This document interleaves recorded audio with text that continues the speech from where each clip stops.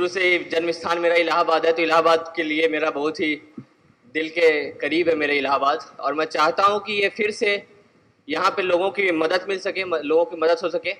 तो exam perspective से मैं कुछ चीज़ें बताना चाहता हूँ। आप सभी लोगों को लग रहा होगा कि बहुत आसान एग्ज़ाम है। आज आप लोग हर्षोल्लास से भरे हुए होंगे, सब लोग पूरे फुल उल्लास से, फुल एनर्जी से जाएंगे घर। लेकिन 10 दिन बाद, 15 दिन बाद, 20 दिन बाद जब समस्याएं सामने आएंगी तो आप लोग फिर से डर जाएंगे।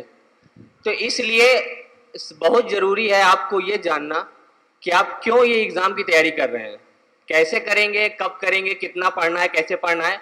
ये तो प्रोसीजरल थिंग है। जो सबसे इम्पॉर्टेंट चीज़ है वो ये जानना है कि आप क्यों ये एग्ज़ाम देना चाह रहे हैं, किस लिए देना चाह रहे हैं, अपने लिए, समाज के लिए, परिवार के लिए, देश के लिए, अपने लिए, किसकी कोई भी कारण हो सकता है। तो इसको जानना बहुत ज़रूरी है, ये क्लियर होना माइंड में बहुत ज़रूरी है। तो इसके लिए 10 दिन, 15 दिन, 20 दिन, 30 दिन, 1 महीना, 1.5 महीना, जितना समय आप चाहते हैं लीजिए। इस बात को एकदम अपने माइंड में क्लियर कर लीजिए। एक बार ये क्लियर हो गया, क्योंकि ये प्रोसीजर जो है 1 साल, 2 साल, 3 साल, फाइनेंशियल प्रॉब्लम और भी बहुत सारी तकलीफें आती हैं। जब तक वो दृढ़ नहीं होगा तब तक आप, अक्सर ये होता है, मैंने बहुत से लोगों को देखा है कि वो रास्ते से भटक जाते हैं। 5 साल मैंने तैयारी की है, 3 बार मैंने ये एग्ज़ाम निकाला है, और उसके बाद मुझे एक सार नज़र आता है, वो ये जानना है कि आप क्यों ये एग्ज़ाम देना चाह रहे हैं, क्यों ये एग्ज़ाम निकालना चाह रहे हैं। तो अगर वो क्लियर होगा तो आप अपना पूरा मन से, पूरे 100% से आप तैयारी करेंगे और अपना पूरा देंगे। जब तक आप अपना 100% नहीं देंगे तब तक ये एग्ज़ाम नहीं निकलेगा।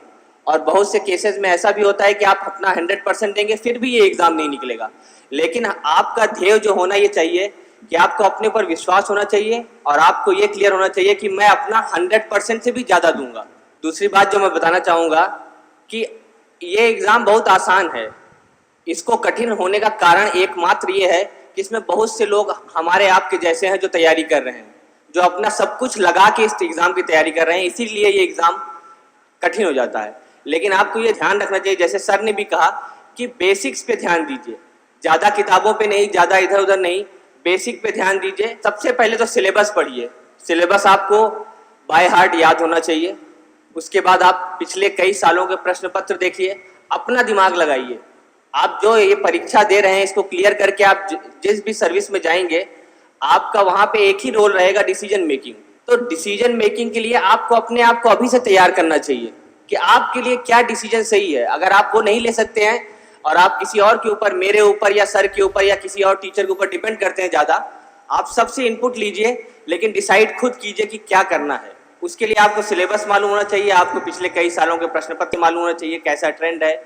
अगर वो उस सब से आप वाकिफ़ हैं तो आप ज़रूर सही डिसीजन लेंगे और सही डायरेक्शन में प्रिपरेशन करेंगे। और सबसे इम्पॉर्टेंट चीज़ जो मैं कहना चाहूँगा, मैं कई जगह कहता हूँ कि आप सभी लोग किसी भी कारणवश, कैसे भी, किसी दोस्त ने कहा, अखबार में पढ़ा, रेडियो में सुना, कहीं भी किसी भी तरह से आप यहाँ पहुँच गए हैं, तो मेरा ये मानना है कि आप इलाहाबाद में रहते हैं, आपके पास सारी किताबों की एक्सेस है, तो आप लोग वो प्रिविलेज्ड क्लास हैं जिनके पास इस इंफॉर्मेशन की एक्सेस है, जिनको इस एग्ज़ाम के बारे में मालूम है, जिनको मालूम है कि वो कहाँ से इंफॉर्मेशन ले सकते हैं, क्या पढ़ सकते हैं, किन से पूछ सकते हैं।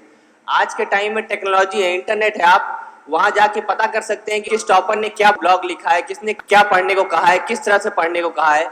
इतनी सारी कोचिंग इंस्टीट्यूट हैं, सारी इन्फॉर्मेशन आपके पास अवेलेबल है। अगर इसके बाद भी अगर आप अपना 100% नहीं देते हैं तो इसमें केवल और केवल आपकी कमी है, और इसके अलावा किसी की कमी नहीं है। आप किसी को दोषी नहीं ठहरा सकते हैं।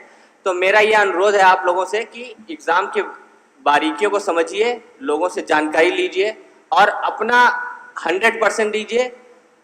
ज़्यादा रिवीजन करिए, ज़्यादा प्रैक्टिस कीजिए, लोगों के बहकावे में मत आइए और अपनी तरफ से अपना डिसीजन लेके सही तैयारी कीजिए और ज़रूर आपको सफलता मिलेगी। धन्यवाद। Don't forget to like, share and subscribe to our channel and press the bell icon to never miss an update.